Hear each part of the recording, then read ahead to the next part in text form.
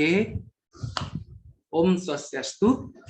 Nah, jadi berhubung dengan tugas arsitektur bisnis, ini saya akan mempresentasikan mengenai preliminary based architecture development method, atau bisa singkat dengan preliminary-nya ala ADM. Oke, jadi izinkan saya perkenalkan diri terlebih dahulu ya.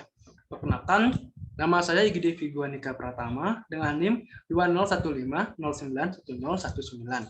Saya berasal dari kelas 4A dengan prodi Sistem Informasi. Nah, jadi pada pembahasan kita kali ini, kita memiliki agenda pembahasan. Yang pertama itu kita akan membahas tentang tujuan dari preliminary ini, apa saja tujuannya, apa saja inputnya, tahapannya seperti apa, sedangkan outputnya juga seperti apa, dan pendekatan dari preliminary-nya itu seperti apa.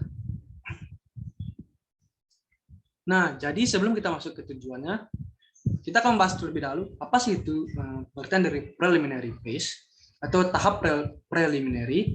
Nah, dari preliminary phase ini merupakan sebuah tahap awal yang menggambarkan persiapan dan inisiasi kegiatan dalam proses perancangan enterprise arsitektur. Nah, tadi sebelah kanan kita bisa melihat sebuah gambar di mana preliminary ini merupakan tahap paling awal dalam melakukan audit atau mengaudit arsitektur sebuah bisnis ya. Jadi kita bisa melihat preliminary itu berada di urutan paling atas dan di bawahnya itu disusul dengan berbagai macam fase-fase pendukung. Nah, berhubung kita membahas tentang tujuan dari tahapan ini atau preliminary phase ini adalah mempersiapkan perusahaan untuk merealisasikan pekerjaan arsitektur. Nah, realisasi itu seperti apa? Yang pertama, itu ada pengorganisasian dan tata kelola arsitektur.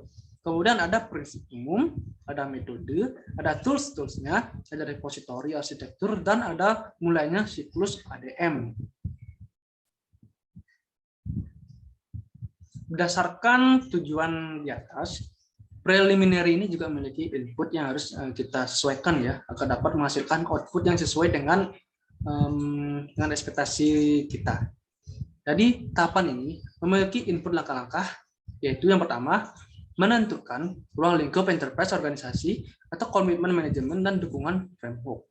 Kemudian mendefinisikan serta membangun tim arsitektur dan organisasi, prinsip arsitektur, serta menerapkan tools dari arsitektur yang digunakan.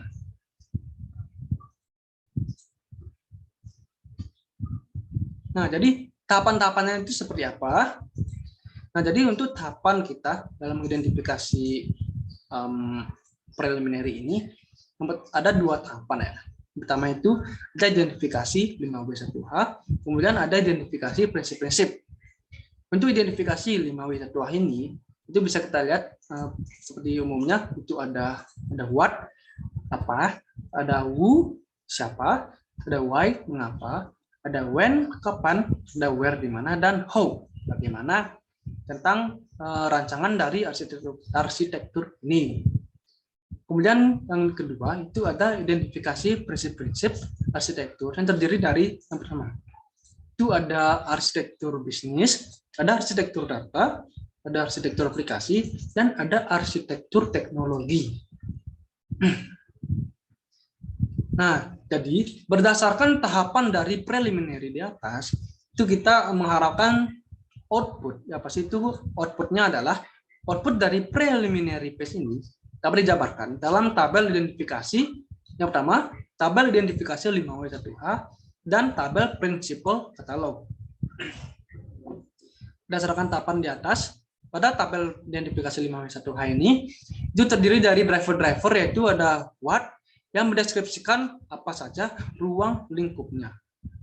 Kemudian ada who yang mendeskripsikan siapa yang mendesain dari arsitektur ini. Kemudian ada where yang mendeskripsikan di mana lokasi ini dirancang. Kemudian ada when, kapan dirancangnya arsitektur ini.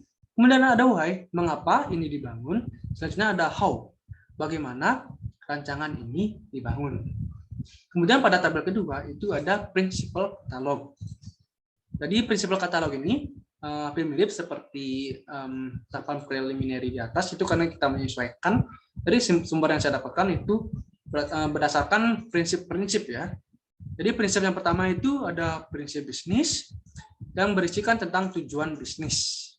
Sudah ada data, prinsip data yang berisikan tentang tujuan integrasi data. Kemudian ada aplikasi dengan tujuan fleksibilitas dan penggunaan. Kemudian ada prinsip teknologi yang bertujuan keamanan dan dukungan.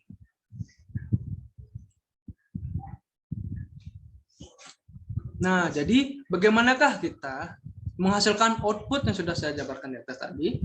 Untuk menghasilkan output yang sesuai dengan ekspektasi kita sebagai seorang arsitektur, kita membutuhkan beberapa macam pendekatan preliminary. Nah, jadi pendekatan yang pertama itu ada pengidentifikasian bisnis, ada pengidentifikasian driver dan elemen. Yang sudah tadi sempat saya jabarkan, ada 5 elemen, 5W dan 1H, seperti di atas tadi ya. Kemudian ada pendefinisian persyaratan pekerjaan, kemudian ada pendefinisian prinsip arsitektur, ada pendefinisian kerangka kerja, kemudian ada pendefinisian hubungan kerangka kerja, dan selanjutnya ada evaluasi arsitektur bisnis.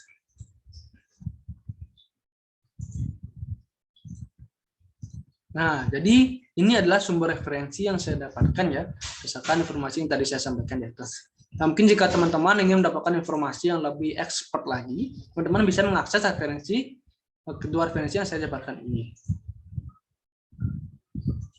Nah, jadi sekian dari saya. Saya ucapkan terima kasih. Mohon maaf mungkin apabila ada kesalahan kata. Saya undur diri, saya tutup dengan Parama Santi.